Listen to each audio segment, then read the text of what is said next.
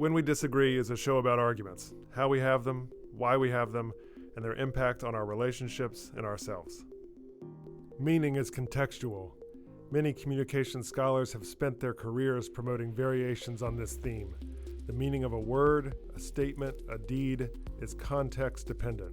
Our old friend Aristotle noticed this almost 2,500 years ago when he argued that there are three types of occasions: ceremonial, forensic, and deliberative, and these three occasions can influence the arguments we make and the types of arguments we expect. Ceremonial occasions concern communal identity in the present. Forensic occasions concern conduct in the past. Deliberative occasions concern actions in the future.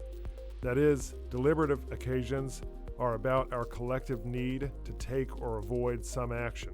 A homeowners association might want to persuade owners to pay more in annual dues this year so that everybody can get a new roof. A city might want safer streets or nicer playgrounds. A nation might want to make healthcare more affordable. The lines of arguments are often the same across deliberative occasions, however. What is happening? How quickly is it happening? How great is the threat? Are we doing anything about it now? And should we do anything about it in the future? I'm Michael Lee, Professor of Communication and Director of the Civility Initiative at the College of Charleston. Our guest on When We Disagree is Dan French, a comedian with a PhD. He's a former late-night staff writer for David Letterman and others. He spent 17 weeks as a cruise ship stand-up last year. He does political communication training and hosts the podcast Rhetoric Training for America. Dan, tell us an argument story. My whole life is argument stories, it seems like. I thought it was kind of interesting this weekend. Jerry Seinfeld popped back up into the news, which he does, I don't know, every few cycles, stomping on people for limiting his comedy. And this time, it's usually the left. He goes after the far left, the woke, the college audiences who no longer, the PC audiences who will no longer let him. He's not a very political comedian anyway, but I guess he doesn't like any limits at all. So that was always kind of interesting to me. It's because it's an argument I've had for 40 years because I've been doing stand-up for a long time. And the question is whether there should be limits on comedy of any type, whether there's social awareness or the value of the comedy, or are you harming somebody with your comedy, versus totally unfettered, no rules whatsoever for comedy. And I always land on the far side of, I really don't like rules for comedy. I'm not sure that's the point. You land on the side of anybody asking for limits doesn't get comedy. It's always serious people who are trying to limit comedy, which doesn't seem like the right people to be laying down the rules for comedy. Yeah, this is a kind of fascinating. It's certainly come up since the world got so much more contentious, maybe in the last 10 years or so, a kind of sensitivity, and then certain comedians being quote unquote canceled, but then arguably their career is benefiting from being canceled and becoming all that much more popular with certain audiences because they've been canceled. And so now they're selling out places that they never would have sold out before post cancellation, which is the deepest irony of that. But this whole thing is a debate about what is funny, what should be funny, who should be allowed to tell what jokes. So from your point of view, anybody should be allowed to tell any joke, and the only test is it's funny. Well, that's not even the test. The comedy is a different, it's a different environment. It's a very different world than social contract and social construct than every other form of public rhetoric. Like, I worked in writers' rooms for a long time, and on TV shows and talk shows, the rules are different. Like, you are not restricted by the morality of your jokes. In fact, you get celebrated for being the least moral person in the room. The person who says the most horrendous thing in the cleverest way wins in writers' rooms. And that's the dominant aesthetic. There's no judgment. There's no moral judgment because it's just comedy. Nobody's trying to push a social agenda. Nobody's trying to get this out into the world. They're trying to be funny within the constructs of that aesthetic. The question is, does it work? and working has a context, and working in a writer's room is different than the public at large. But at least in the logic of the writer's room, if it works, meaning, is it the most clever expression, perhaps, of a cutting statement? Those just are the two dominant rules. Can you say the worst thing possible, and can you say it in the most clever way? And that doesn't exist in the rest of the culture. The rest of society Right. doesn't really want to base its public talk on those two rules. But in comedy, like high level, super pro comedy, that's what the dominant aesthetic is. I want to get back to the Seinfeld example in just a second, because I find it interesting that he, of all people, has a kind of militant defense of comedy when his act in no way, shape, or form is pushing the envelope on what's sayable, on what's funny, on what's cruel. Can you tell us a bit about your act? How do you work vis-a-vis Uh, Jerry Seinfeld? Are you more on the Seinfeld end, or more on the shock comic end, or somewhere in between? I'm definitely more on the Seinfeld end, but only because it's too much trouble to do hardcore comedy in public. Like if you're going to do that comedy, you have to deal with the blowback to that comedy. And I have a lot of favorite comedians who are hardcore comics. I have favorite comics who are very clean comics. I'm very artful about comedy writing. Like I believe in the art itself, the aesthetics, how well you write that joke is what matters to me. I don't really care whether it's got language or whether it's a horrible thing to say to people or mean or cruel. I care about the art of the joke. And I think Seinfeld's that same way. The problem with stand-ups is once you start interviewing them on an intellectual basis, they fall apart really quickly. Like he has a terrible argument. The idea that it's the left and PC and woke, I'm like, the right is just as restrictive, more so about comedy and language and all the things it will accept. It's about restrictors, it's not about a political position. And so most stand-ups can't really intellectualize that they're comedians. They can make it funny within a certain range, but they can't intellectually support most of the stuff that they believe. I'm not a stand-up, don't study it, consume stand-up, love it, but I'm in no way an expert or in a position to talk about this. But I'm going to ask a question from my own personal experience, and Sure. you can offer your correction as needed. Of the kind of Seinfeldian position that there are too many people trying to police comedy, too many people are asking the question, where's the line, to these comics who are just trying to be funny and trying to entertain people. It seems like the consistent scapegoat is the woke left and not a sensitivity that comes from the center or the right. Why is that? Well, I think in the past, like you said, 10 years, with the rise of social media, alternative groups, aggrieved groups, in any type of subgroup that didn't have power to talk in public before now gets some space to talk. They probably never liked that kind of humor. Nobody really likes being the target of humor, but now they've got a forum for getting some public attention for their criticism. And that's what's really changed. It's not that the world is more PC. I mean, you can't tell me the world's more PC than the 50s and Lenny Bruce getting thrown in jail for a couple of words.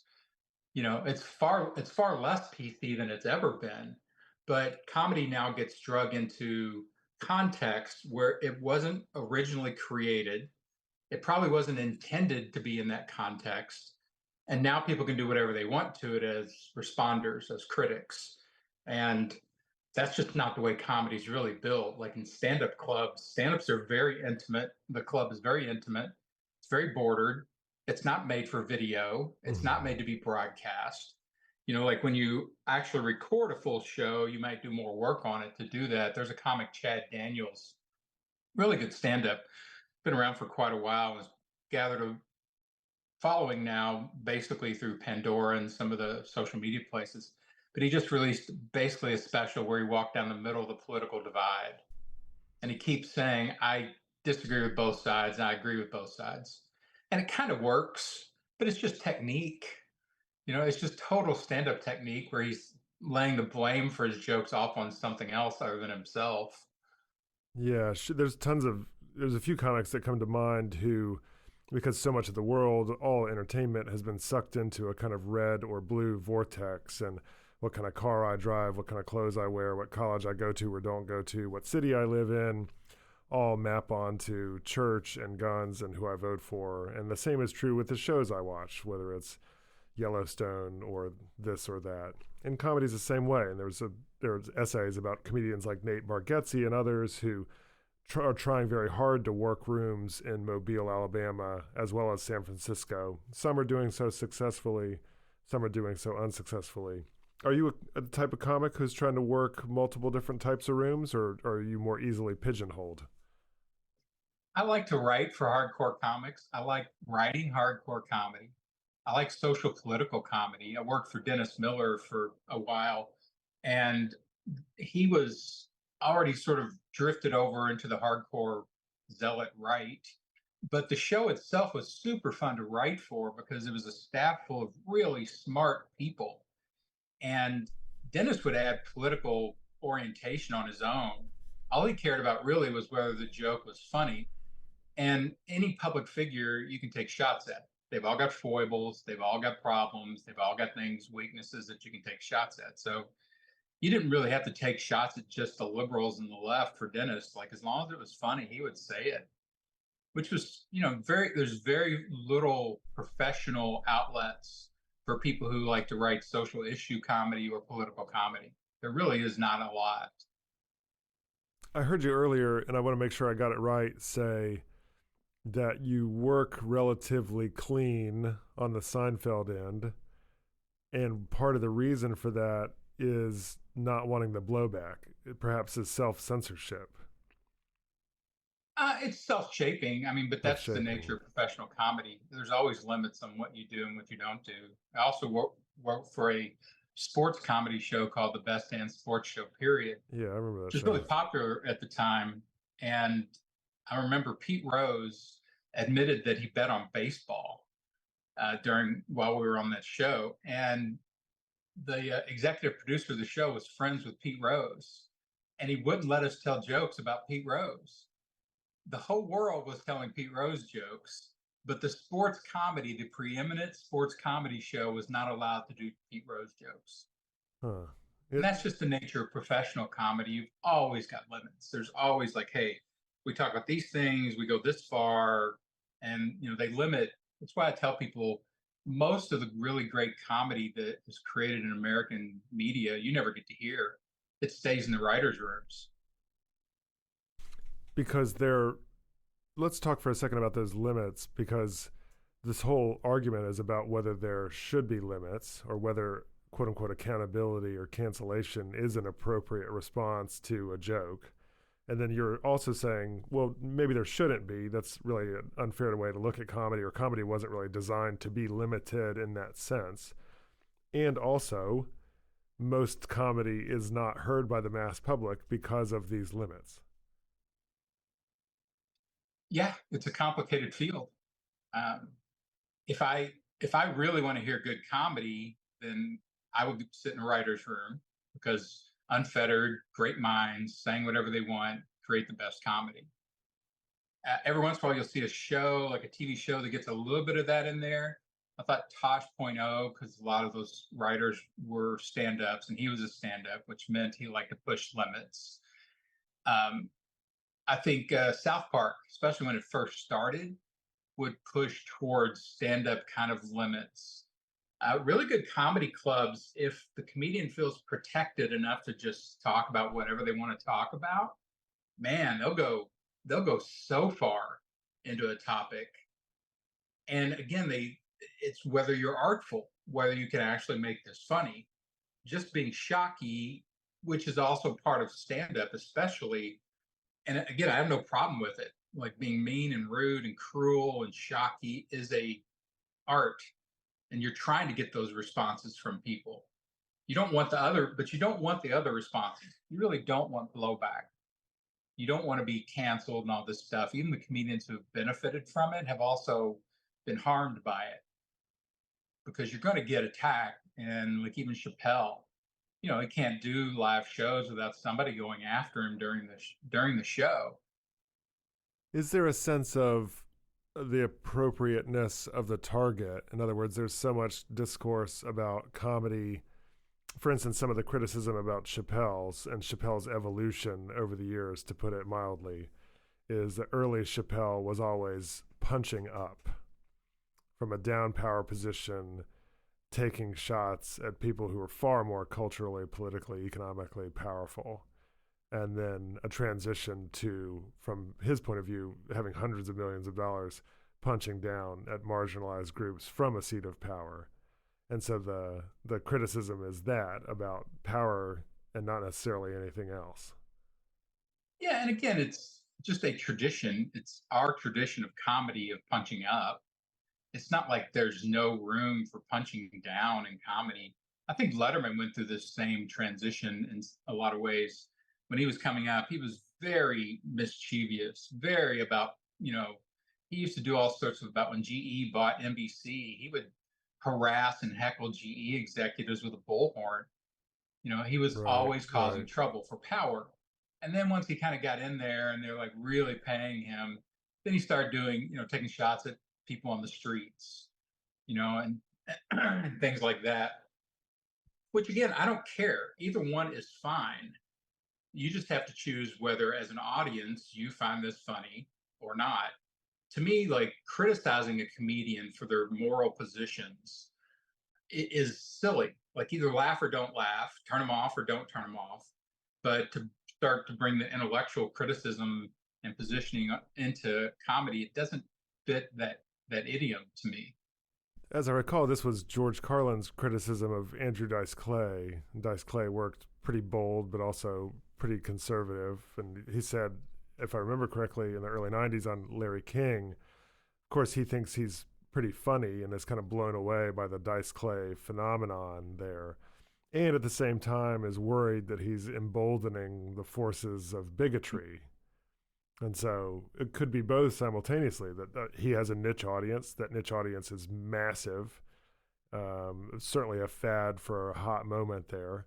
And he's fanning the flames of bigotry and deserves some blowback along those lines.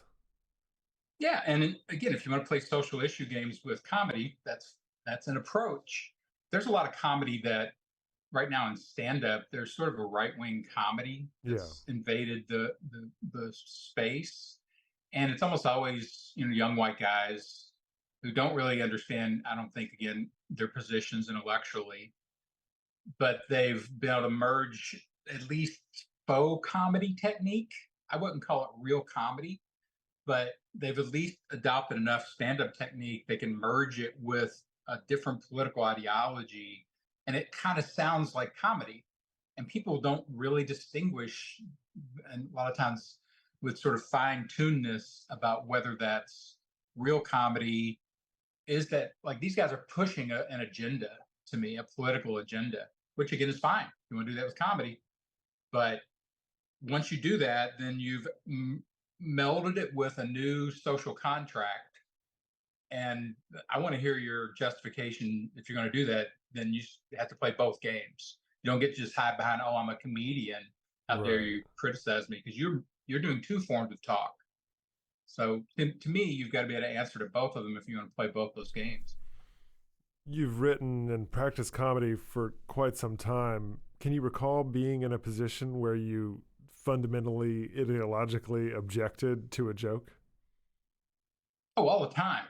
Like I usually object to them on their faulty intellectualism. There'll be logos issues in their argument, and I'm like, yeah, yeah, yeah. But again, if they found a clever way of stating it, then I appreciate it for that. But I would never challenge a comedian based on their idea quality. I just wouldn't do it. I'm like, if you want to talk to me outside of comedy and do intellectualism, awesome, love doing that stuff. But I'm not going to drag a comedian into that if it's not their agenda. And there are some comedians who are way overblown in their own justification or ego about the quality of their thought. There's a lot of people who want to be George Carlin, but they are not George Carlin. They're not Bill Hicks. They are not at that level of thinker. But they like to play it, and you'll see them sort of preach politics or social issues. And I'm like, yeah, I don't think you're there. I don't think you've reached the pinnacle that you think you have of insight. As we close, what's your takeaway as both a producer and a consumer of comedy? Open it up, take all the rules off, all the governors, all the, repercussions. Let comedians search out the limits of everything and quit applying things that are going to limit your comedy to moralism. I just don't see it as being a positive for comedy itself. Like, we want high quality comedy. We want our comedians to be our most creative, pushiest, immoral, outsider, whatever you want to be. You want those people over there. You don't want them limiting themselves. You want them thinking, man, I can say whatever I want. I'm going to try to push the limits here. Dan French, thank you very much for being on When We Disagree. Yeah, super fun, man. I love these discussions. When We Disagree is recorded at the College of Charleston with creator and host Michael Lee. Recording and sound engineering by Jesse Kunz and Lance Laidlaw. Reach out to us at whenwedisagree@gmail.com.